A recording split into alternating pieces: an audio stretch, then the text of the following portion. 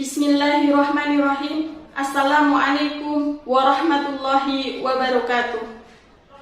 Alhamdulillahirabbil alamin. Wassalatu wassalamu ala asrofil anbiya'i wal mursalin sayyidina Muhammadin wa ala alihi wa ashabihi ajmain. Amma ba'du.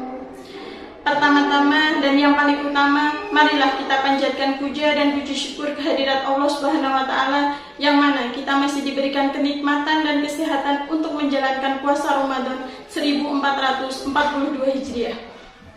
Kedua, sholawat serta salam semoga tetap tercurahkan kepada baginda Nabi besar kita, Nabi agung kita, Nabi Muhammad sallallahu alaihi wasallam. Semoga kita mendapatkan syafaat oleh beliau di yaumul akhir nanti. Keluarga besar SD Al-Islam 3 Gebang Surakarta yang saya hormati. Pada kesempatan kali ini saya akan menceritakan sedikit tentang kisah Nabi Nuh alaihissalam. Nabi Nuh alaihissalam adalah nabi ketiga setelah Nabi Adam alaihissalam dan Nabi Idris alaihissalam. Beliau berdakwah kepada kaum Bani Rasib. Pada saat itu kaum Bani Rasib adalah kaum yang tidak beriman kepada Allah Subhanahu wa taala. Mereka menyembah patung dan berhala karena mereka beranggapan bahwa patung-patung itu dapat melindungi dan menentukan nasib mereka di kemudian hari. Allah Subhanahu wa taala memilih dan mengutus Nabi Nuh alaihissalam agar berdakwah kepada kaum Bani Rasib agar mereka dapat beriman kepada Allah Subhanahu wa taala. Dengan kesabarannya, Nabi Nuh alaihissalam berdakwah kepada kaum Bani Rasib selama 950 tahun lamanya. Beliau berdakwah secara terang-terangan di depan banyak orang dan mendatangi rumah satu persatu. Beliau lakukan siang dan malam, tetapi pengikutnya hanya sedikit, yaitu 80 orang. Banyak kalangan dari kaum Bani Rasib tidak mau mengakui bahwa Nabi Nuh alaihissalam adalah utusan Allah Subhanahu wa taala. Seruan dan ajakan dari Nabi Nuh alaihissalam agar mereka beriman kepada Allah Subhanahu wa taala dibalas dengan cemoohan dan caci maki. Bahkan mereka mengejek dan menghina Nabi Nuh alaihissalam. Nabi Nuh alaihissalam adalah seorang pendusta.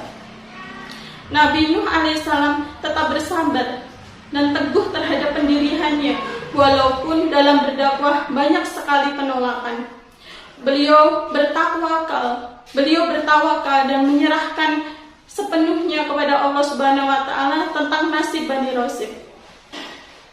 Allah Subhanahu wa taala memerintahkan kepada Nabi Nuh alaihissalam dan pengikutnya untuk membuat kapal yang sangat besar.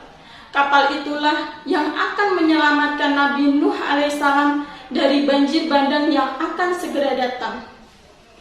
Nabi Nuh alaihissalam mematuhi perintah Allah dan memulai membuat kapal yang besar itu, sekalipun pada saat itu musim kemarau yang sangat panjang.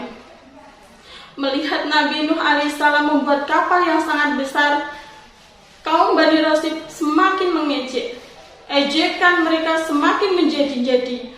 Mereka menganggap bahwa Nabi Nuh alaihissalam telah gila karena membuat kapal yang sangat besar, padahal mereka hidupnya jauh dari lautan. Nabi Nuh tetap bersabar dan menjelaskan bahwa ini merupakan perintah dari Allah Subhanahu wa taala dan memberikan kesempatan kepada kaum Bani Rasib agar mereka beriman kepada Allah, agar mereka bertobat. Tetapi kaum Bani Rasib tidak mau mempedulikannya. Hari yang dijanjikan oleh Allah telah datang.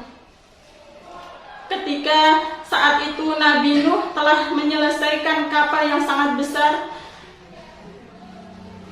di tengah cuaca yang sangat panas, tiba-tiba langit menjadi gelap, hujan turun sangat deras. Banjir bandang mulai melanda daerah yang ditempati oleh kaum Bani Rasib. Di saat itulah Nabi Nuh alaihissalam menyuruh kepada pengikutnya untuk naik di dalam kapal. Dan Nabi Nuh membawa binatang-binatang sepasang-sepasang jantan dan betina untuk diangkut di dalam kapal, termasuk keluarga Nabi Nuh juga diangkut di dalam kapal, kecuali istri dan anaknya yang bernama Kan'an, karena mereka tidak mau mengikuti ajakan dari Nabi Nuh alaihissalam.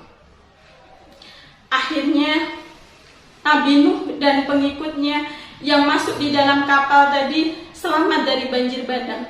Sedangkan kaum Bani Rosid yang tidak mau mengikuti ajakan dari Nabi Nuh tidak selamat. Mereka dibinasakan dan ditenggelamkan oleh Allah karena kesesatan mereka.